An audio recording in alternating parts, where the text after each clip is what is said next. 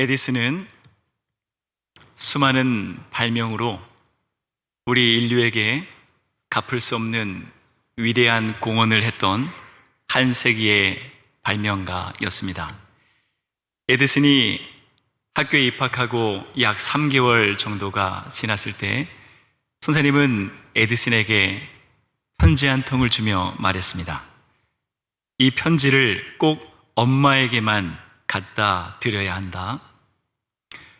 그리고 이 편지를 받아든 에디슨의 어머니는 결국 눈물을 참지 못하고 울어버립니다. 그 편지의 내용이 궁금한 에디슨에게 어머니는 이렇게 읽어주었습니다. 당신의 아드님은 천재입니다. 우리 학교는 아드님에게는 너무 작습니다. 아드님을 가르칠 만한 좋은 선생님도 없습니다. 어머니께서 직접 가르쳐 주십시오. 그리고 어머니는 정성을 다해서 온 마음을 다해서 에디슨을 집에서 직접 가르치고 길렀습니다. 이후 에디슨 어머니가 돌아가시고 난 이후 에디슨은 어머니의 유품 가운데서 한 통의 편지를 발견했습니다. 그리고 그 편지에는 이렇게 적혀 있었습니다. 당신의 아이에게는 지적 장애가 있습니다. 그렇기 때문에 일반 아이들과 함께 가르칠 수 없습니다. 더 이상 아이를 학교에 보내지 않았으면 합니다. 편지를 다 읽은 에디슨은 우두커니 서서 그도 역시 울어버렸습니다. 그리고 그는 그의 일기에 이렇게 적었습니다. 토마스 에디슨은 문제아였다. 하지만 영웅과도 같은 어머니에 의해 세기의 천재가 되었다. 어머니는 나를 만든 분이다. 어머니는 너무나 진실했고 나를 믿어주셨다. 내가 누군가를 위해 살아야 할 이유가 있다면 그것은 바로 어머니였다. 내가 절대로 실망을 안겨드려서는 안 되는 분이 있다면 그분도 어머니였다. 사랑하는 여러분, 예수 믿는 사람은 다 하나님의 아들이 되고 하나님의 딸이 되었습니다. 성서는 말씀하길 하나님의 사랑은 어머니의 사랑과 견줄 수 없을 만큼 광활하고 사랑이 가득하고 믿어주고 기대하고 기다려주고 용서하고 가르치시고 보살피시는 그 은혜가 풍성하신 분이 우리의 아버지 하나님이라 말씀합니다. 그러므로 하나님의 자식인 우리는 이 위대한 하나님의 사랑과 믿음과 기대와 기다림과 용서를 힘입어서 우리 하나님께 기대에 부응하는 인생을 살기 위해 최선을 다해 살아가야 합니다. 여러분 기억하십시오. 세상은 나를 버려도 우리 아버지 하나님은 나를 버리지 않습니다. 세상은 나를 포기하여도 우리 아버지 하나님은 나를 포기하지 않으십니다. 세상은 나를 평가절하하여도 우리 아버지 하나님은 처음부터 영원까지 나를 존귀히 여기시고 보석같이 여기시고 그 누구보다 사랑하는 자식으로 여겨주시며 믿어주시고 기다려주시는 분이십니다. 그러므로 내가 누군가를 위해 살아야 할 이유가 있다면 그것은 바로 예수님입니다. 내가 평생 결코 실망을 안겨드려서는 안 되는 분이 있다면 그분도 역시 예수님입니다. 나를 영원히 포기할 줄 모르시는, 나를 버리실 용기조차 없으신 예수님의 이 위대한 사랑과 그 은혜에 의지하여 저와 여러분 모두가 생명이 다하는 그날까지 하나님 앞에 위대하고 아름다운 믿음의 삶을 살아가시기를 간절히 바랍니다. 아쉽지만 신앙인에게도 고독이 찾아옵니다. 아쉽지만 신앙인이 예수를 믿어도 예수님이 늘 나와 함께하고 계심을 믿고 고백해도 우리는 외로움을 겪을 수 있습니다. 그래서 마치 하나님이 멀리 계신 것만 같고 나를 향해서 등을 돌리고 계신 것만 같고, 나를 향해서 귀를 막으신 것만 같고, 마치 주무시고 계신 것만 같은 때를 우리는 맞이합니다. 그래서 우리의 마음은 외롭고 아프고 쓸쓸하고 우울하고 눈물 지을 때가 있죠. 그러면 세상은 이때가 기회다 하며 우리의 믿음을 조롱합니다. 예수 믿는다더니 어쩜 저렇게 어려운 일들이 생길까? 예수 믿는다더니 어쩜 저렇게 가난할까? 예수 믿는다더니 왜 저렇게 병에 시달릴까? 예수 믿는다더니 왜 이렇게 인생에 안 좋은 일이 일어날까? 예수 믿어봤자 별 볼 일 없구만.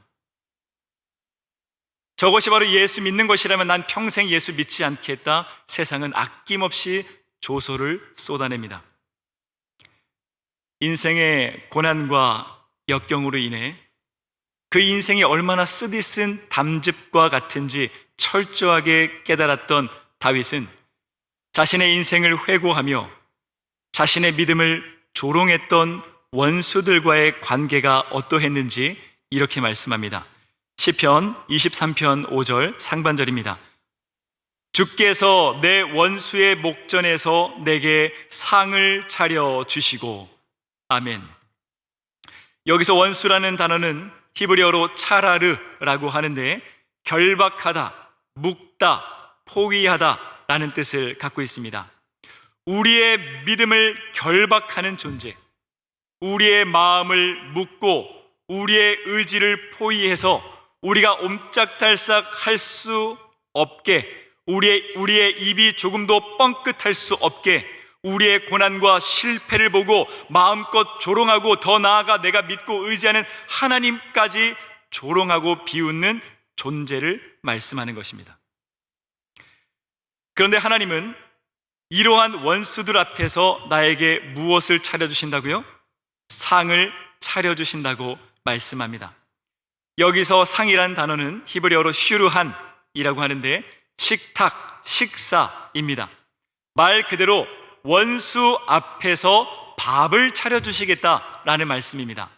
그리고 이 슈르한이라는 단어는 히브리어로 성막, 성전 안에 있었던 떡상을 가리키기도 합니다. 성막, 성전 안에 있었던 떡상 위에 놓여졌던 12개의 떡은 하나님께서 친히 하나님의 백성들을 먹이시고 입히시고 지키시고 돌보신다는 것을 상징합니다. 하나님께서 친히 하나님의 백성들의 양식이 되어 주시겠다 말씀하는 것이죠. 그러므로 나의 믿음을 결박하는, 나의 믿음을 조롱하는 원수들 앞에서 하나님은 내가 먹고 마실 수 있는 상을 차려주신다라는 말씀이죠. 그래서 원수들이 내가 먹고 마시는 것을 보고 부러워서 침을 꼴깍꼴깍 삼키게 만들게 해주시겠다 하나님은 말씀하는 것입니다. 그래서 원수들 앞에 나에게 진수성찬을 차려주시고 채색 옷을 입혀주시고 나의 산성이 되어주셔서 보호해 주시겠다 말씀하는 것입니다. 그러므로 이러한 해석을 종합해 보면 하나님은 하나님을 끝까지 믿고 따르는 나를 세상 앞에서 보란듯이 인정해 주시겠다라는 말씀입니다. 하나님은 하나님을 사랑하고 신뢰하는 나를, 나의 믿음을 향해서 비웃고 조소를 아끼지 않는 원수들 앞에 심판장이 되셔서 보란듯이 나의 손을 우승의 손이 될 수 있도록 들어주신다는 말씀입니다. 그래서 끝까지 하나님의 말씀만 붙든 나에게 끝내 내 목 위에 우승의 찬란한 금메달을 걸어주시겠다 말씀하는 것입니다. 그러므로 우리의 삶에서 미처 대비하지 못한 역경과 고난과 유혹과 시험이 우리에게 닥쳐온다 할지라도 우리는 끝까지 우리의 영원한 심판장 되시는 하나님의 예리하신 시선을 의식하고 하나님의 날카로운 판정만을 두려워해야 한다는 말씀입니다. 만고불변한 인생 경기 규칙인 하나님의 말씀대로만, 하나님의 방법대로만 살아내야 한다는 말씀입니다. 그러므로 우리가 인생을 살아가면서 평생 눈치 봐야 할 것은 인간이 아닙니다. 우리가 눈치를 세매야 할 분은 바로 우리의 영원한 하나님 되십니다. 우리는 영원토록 하나님의 시선만, 하나님의 이 평가만 의식하며 두려워하며 살아가야 합니다. 그래서 늘 심판이신 하나님께서 나의 행동과 나의 말과 나의 판단을 보시고 반칙의 깃발을 드시는지, 날 향해 옐로우 카드를 드시는지, 레드 카드를 드시는지, 감점의 호루라기를 부시는지 날마다 하나님의 시선을, 하나님의 판정을 우리는 촉각을 곤두세우며 바라보고 있어야 한다는 것이죠. 다윗이 도망자 시절에 2번이나 사울 왕을 죽일 수 있는 절호의 기회가 있었습니다. 그러자 세상은, 인간은 철천지 원수와 같은 이 사울을 당장 죽여야 한다고, 즉시 심판해야 한다고, 이것은 바로 하나님이 주신 기회라고, 행동할 때라고, 당장의 칼을 칼집에서 뽑아 내리치라고 유혹했습니다. 그러나 다윗은 세상과 인간의 유혹에 흔들리지 않았습니다. 그는 인간의 눈을 두려워하지 않았습니다. 인간을 의식하지 않았습니다. 그가 의식한 것은 세상의 시선이 아니라, 인간의 시선이 아니라 자신을 향해서 불타는 매의 눈으로 판단하시고 감점인지 득점인지 경고의 깃발을 드시는지 날마다 심판주가 되셔서 지켜보시는 하나님만을 다윗은 두려워했습니다. 너의 거짓의 속삭임에 나는 마음을 주지 않겠다.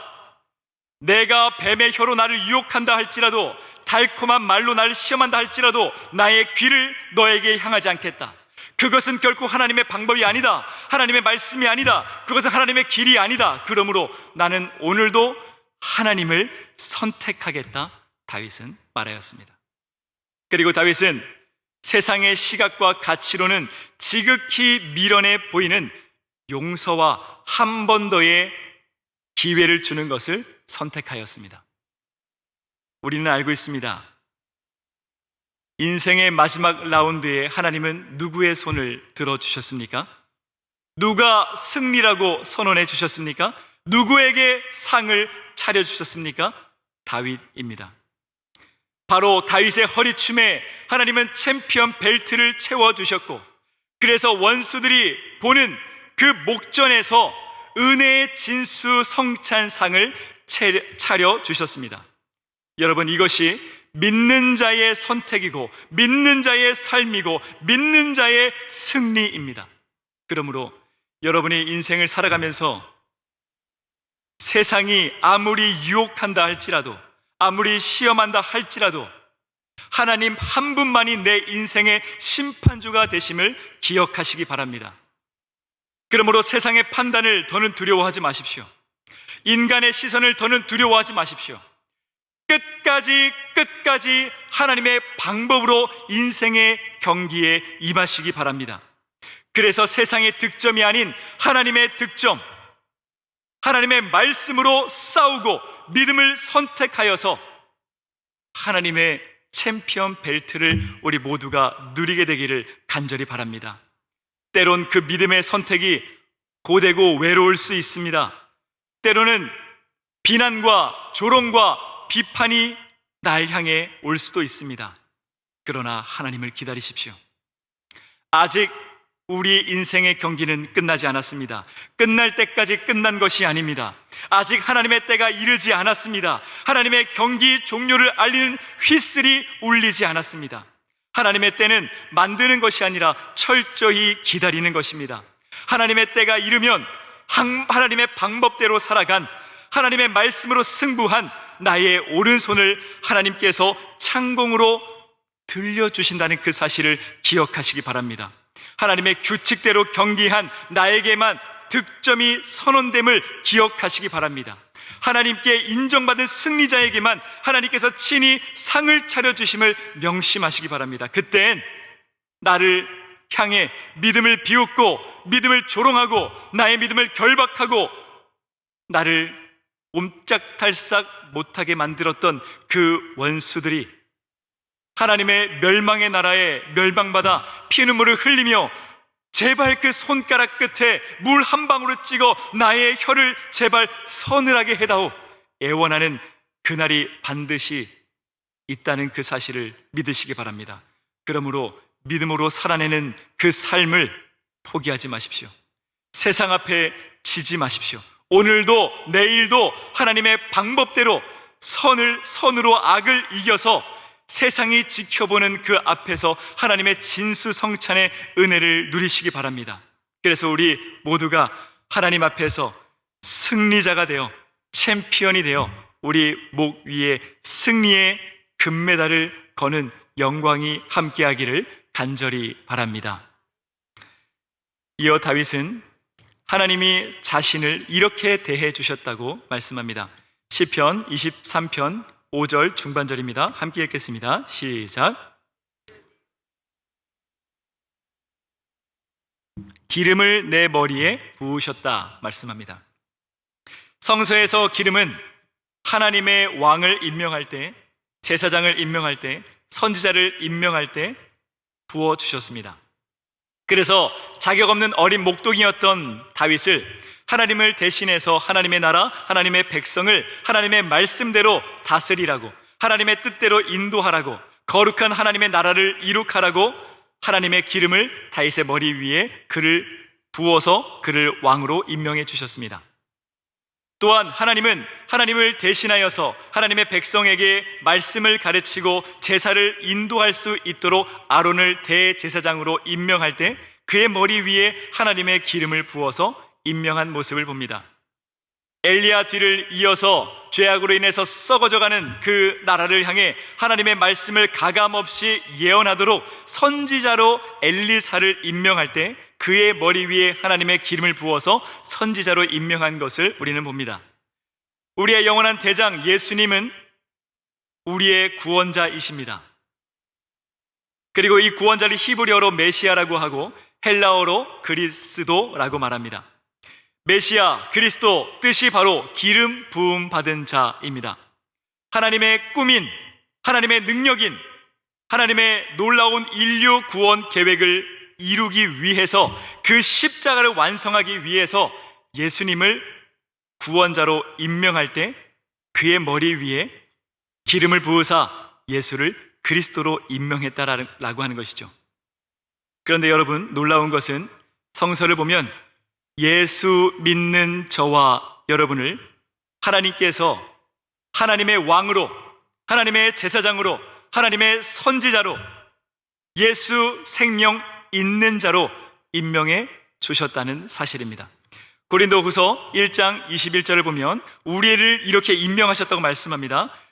우리를 너희와 함께 그리스도 안에서 굳건하게 하시고 우리에게 기름을 부으신 이는 하나님이시니.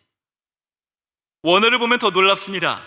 크리스톤 카이 크리사스, 이것은 언어 유희입니다. 영어로 번역하면 더 놀랍습니다. Jesus Christ and Christian, 예수 그리스도 그리고 기름 부음 받은 나, 보잘것없는 나를 감히 성자 예수님과 비교 대상으로 놓고 있다는 말씀입니다. 하나님은 태초부터 계획하신 구원 역사를 이루시기 위해서 예수님께 기름을 부으셨습니다. 그리고 현재 오늘 이 시대에 태초부터 계획하신 구원 역사를 이루시기 위해서 예수 믿는 저와 여러분을 하나님의 왕으로, 하나님의 제사장으로, 하나님의 선지자로, 예수 사명 있는 자로 우리를 기름을 부어서 임명해 주셨다는 뜻입니다. 그러므로 내가 예수 믿는다라고 하는 것은 내가 예수 믿고 구원받았다, 나는 예수 믿음으로 말미암아 천국에 간다, 끝이 아닙니다. 내가 예수 믿는다는 것은 내가 생명이 다하는 그날까지 다윗 왕의 사명을 잇고 아론 대제사장의 사명을 잇고 엘리야의 사명을 잇고 예수의 사명을 이어받아 평생 거룩하게 하나님의 나라를 이룩해 나아가는 것이 바로 예수 믿는 것이고 저와 여러분에게 주어진 임무라는 사실입니다. 그래서 하나님만 예배하고 하나님의 말씀을 갖고 썩어져 나가는 세상을 향해서 가감없이 하나님의 말씀을 전하고 길을 잃어버린 하나님의 어린 양들을 하나님께로 돌아오게 하는 생명을 건지는 예수의 삶을 우리가 살아가야 한다는 말씀입니다. 여러분, 우리가 예수 믿음으로 이 위대한 사명을 받았다는 그 사실을 우리가 잊지 않고 기억한다면, 보잘것없는 내가 하나님의 왕이요, 하나님의 제사장이요, 하나님의 선지자요, 작은 예수가 되었다는 그 사실을 내가 기억한다면 나의 인생을 두고 어느 누가 가치 없다고 말할 수 있겠습니까?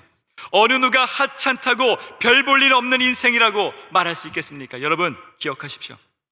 우리는 하나님으로 말미암아 찬란하게 빛나는 인생이 되었습니다. 우리는 영원한 사명인 하나님의 왕이요, 하나님의 제사장이요, 하나님의 선지자요, 예수 사명 있는 자로서 이 고귀한 사명을 잊지 않고 내 삶을 가장 귀하게 여기며 내 생명이 다하는 그날까지 하나님의 나라를 더욱더 거룩하고 아름답게 건설해 나아가는 저와 여러분들이 다 되시기를 간절히 바랍니다. 그런데 놀라운 사실은 그 기름을 어떻게 부어주셨다고 말씀합니까? 시편 23편 하반절 말씀입니다. 함께 읽어볼까요? 시작. 내 잔이 넘치나이다. 아멘. 내가 소유한, 내가 들고 있는 잔보다 더욱 넘치게 부어주셔서 줄줄줄 흘러서 바닥이 흥건하게 만들어 주신다는 것이죠. 그 말은 하나님이 나를 하나님의 왕이요, 하나님의 제사장이요, 하나님의 선지자요, 작은 예수로 임명하시되 영원히 포기하지 않고 임명해 주시겠다라는 말씀입니다. 세상은 많아야 3번까지의 기회를 줍니다. 음주운전도 3아웃입니다. 3번까지만 기회를 줍니다. 집행유예는 형 집행을 유예하되 한 번의 기회를 더 주겠다는 것입니다. 그래서 유예한 그 기간 안에 동종 범죄를 저지르게 된다면 유예했던 형까지 가중해서 집행한다는 뜻이죠. 어떤 회사는 차갑게도 비정규직에게 원 스트라이크 아웃제를 실시하는 회사도 있습니다. 그러니 비정규직, 계약직으로 일하는 사람들이 두려움 가운데 일하게 되죠. 그래서 한 번 잘못하면 해고를 당할 수 있기에 일하는 모든 순간이 살얼음판인 것입니다. 그러나 여러분, 기뻐하십시오. 하나님의 나라는 철밥통입니다. 저와 여러분은 철밥통 하나님의 나라의 공무원들입니다.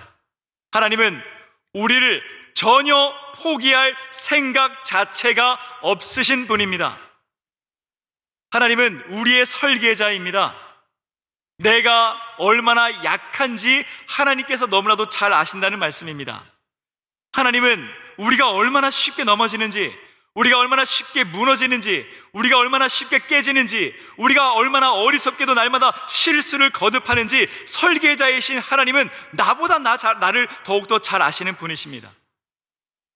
때문에 하나님은 나를 하나님의 왕이요, 제사장이요, 선지자요, 예수의 사명을 있는 자로 선택해서 임명하실 때 나의 초라하고 작고 작은 나의 잔보다 더욱 넘치는 기름을 벌써 이미 영원히 재임명하실 각오를 갖고 준비해 놓으셨다는 말씀입니다. 그래서 종교개혁자 깔뱅은 이 은혜를 두고 성도의 견인이라고 말했습니다. 이것은 한자로 굳을 견자에 참을 인자입니다. 그 말은 뭡니까?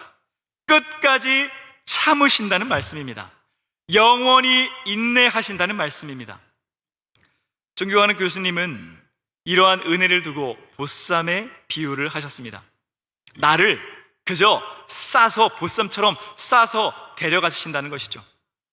내가 쓰러져 있으면, 내가 포기할지라도, 내가 주저앉아 있을지라도, 내가 주저앉아 있는 그대로, 쓰러져 있는 그대로 은혜의 보쌈으로 나를 싸서 은혜의 자리로 들쳐업고 간다는 말씀입니다. 여기에 나의 능력과 의지와 노력과 열심이 필요 없습니다. 내 잔이 넘치는 낭비 가득한 하나님의 은혜만 있을 뿐입니다. 저는 이러한 하나님의 포기할 줄 모르시는 이 은혜를 생각할 때마다 오래전에 은혜를 받았던 오스왈드 샌더스의 모래 위의 발자국이라고 하는 시가 생각납니다. 제가 한번 읽어보겠습니다. 어느 날 밤 꿈을 꾸었네. 주와 함께 바닷가 거니는 꿈을 꾸었네.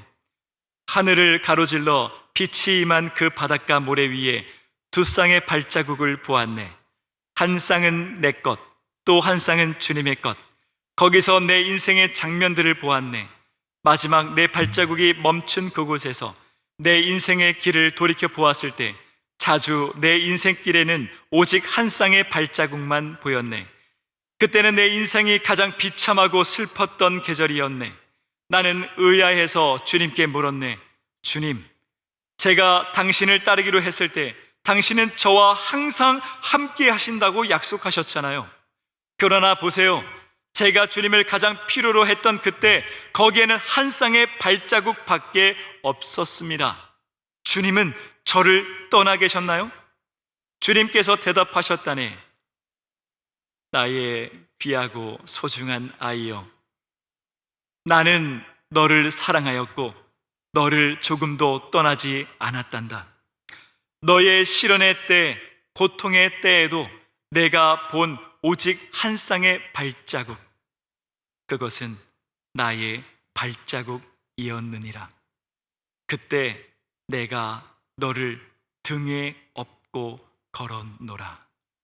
그렇습니다. 우리는 주님의 이 들쳐 업으시는 은혜로 말미암아 하나님께서 주신 하늘의 사명을 온전히 감당할 수 있는 것입니다. 우리는 이 들쳐 업으시는 은혜로 말미암아 우리에게 임무를 주신 그 임무를 수행하다 실패했다 할지라도, 쓰러졌다 할지라도 끝까지 다시 일어나 하나님의 왕으로, 하나님의 제사장으로, 하나님의 선지자로, 작은 예수로 삶을 살 수 있는 것입니다. 사랑하는 여러분, 주님께서 주신 그 임무를 수행하다가 넘어지셨습니까? 괜찮습니다. 다시 일어나십시오. 무너져도, 쓰러져도, 죄에 자빠져도 다시 일어나십시오. 더는 시도할 힘이 고갈되었다면 그대로 누워 있으십시오. 그대로 주저앉아 있으십시오. 그러면 하나님께서 은혜의 보쌈으로 주저앉아 있는 나를 그대로 보쌈으로 들쳐업고 걸어가십니다. 왜냐하면 날 향한 하나님의 사전엔 포기란 단어 자체가 없기 때문입니다. 하나님은 결코 포기할 줄 모르시는 우리의 참 부모가 되시기 때문입니다. 사랑하는 여러분, 기억하십시오. 내 잔이 넘치는 은혜의 기름이 이미 벌써 하나님의 손에 충만히 예비되어 있습니다. 할렐루야. 그러므로 자신의 스승을 3번이나 부인하고 언성을 높여서 저주하고 도망쳤던 베드로에게, 처절하게 믿음이 부서지고 조각난 베드로에게 여전히 떡을, 고기를 구워주시며 다시 사명을 주셨던 내 잔이 넘치나이다의 은혜로, 친히 자신을 위해서 예수께서 친히 희생되셨음에도 불구하고 예수님의 그 희생을 의심하고 믿음의 눈을 감고 믿음의 귀를 닫았던 도마에게 친히 못 박힌 손과 발과 옆구리를 보여주시며 여전히 믿음으로 초청하셨던 내 잔이 넘치나이다의 은혜로, 예수께 실망하여 믿음의 길에서 벗어나 축 처진 어깨로 터덜터덜 과거 죄악의 길로 돌아갔던 글로바에게 다시 성찬을 베푸시고 사랑을 고백하셨던 내 잔이 넘치나이다의 은혜로, 교회를 흩어버리고 성도를 죽이고 더 많은 성도를 어둠에 결박하기 위해서 성실히 죄악의 길을 걸었던 사도 바울에게 치유의 광선을 비추사 불신의 비닐을 벗겨주시고 태워주시고 그에게 영원한 사명을 주셨던 내 잔이 넘치나이다의 은혜로, 믿음이 무너지고 세상이 죄악이 가득한 그 세상 가운데 하나님을 외롭게 외치다가 믿음이 탈진하여 로뎀나무 아래서 엎드려 울고 있었던 엘리야를 찾아와 눈물을 닦아주시고 안아주시고 숯불에 떡을 구워서 먹이시고 생명의 물을 먹이셔서 다시 살게 하신 내 잔이 넘치나이다의 은혜로 여러분 일어나십시오. 주의 일을 하다가 힘을 다해 순종하다가 죄악과 싸우다가 사단의 유혹에 사단의 시험에 패배하여 넘어졌다 할지라도 또다시 일어나고 또다시 일어나고 또다시 일어나 믿음을 결단하여 믿음을 도전하시기 바랍니다. 그리고 기억하십시오. 실패해도 나는 하나님의 둘도 없는 자식입니다. 내가 무너져도 자식입니다. 내가 절망해도 자식입니다. 내가 주를 떠나도 자식입니다. 선택하시되 후회하지 않으시는 그 차고 넘치는 은혜로 실패를 두려워하지 않고 넘어질 것을 염려하지 않고 믿음을 도전하고 또 도전하여 믿음을 성장하십시오. 나는 하나님의 왕이며 하나님의 제사장이며 하나님의 선지자입니다. 눈뜨고 볼 수 없는, 귀를 열어 경청할 수 없는, 너무 더러워 손도 댈 수 없는 죄악이 난무한 이 세상 앞에 꿋꿋하게 예수를 외치십시오. 예수를 가르치십시오. 예수로 위로하십시오. 예수의 길로 인도하십시오. 성실히 하나님의 왕, 제사장, 선지자의 사명을 감당하십시오. 내가 뭐가 예쁘다고, 내가 뭐가 사랑스럽다고, 나 같으면 이 불충한 나를, 게으른 나를, 이미 버리고도 남았을 나를, 포기하고도 남았을 나를 영원히 기대하시며 영원히 꿈꾸시며 내 잔이 넘치는 놀라운 그 은혜의 기름을 준비하신 하나님의 사랑과 그 은혜를 기억하며 기대에 부응하며 다시 믿음을 살아가시기 바랍니다. 그래서 내 잔이 넘치나이다의 은혜로 어제보다 조금 더 성장한 신선한 믿음으로 삶을 살아가시기 바랍니다. 그래서 내 마지막 호흡이 내쉬어지는 그날까지 예수를 닮아가고 예수를 통하여 예수를 의지하여 성령을 붙들어서 하나님의 나라를 더욱더 부강하게 세우고 하나님을 더욱 사랑하며 하나님의 나라, 주님의 몸된 교회를 더욱더 경이롭게 아름답게 세워나가는 저와 여러분들이 다 되시기를 간절히 바랍니다.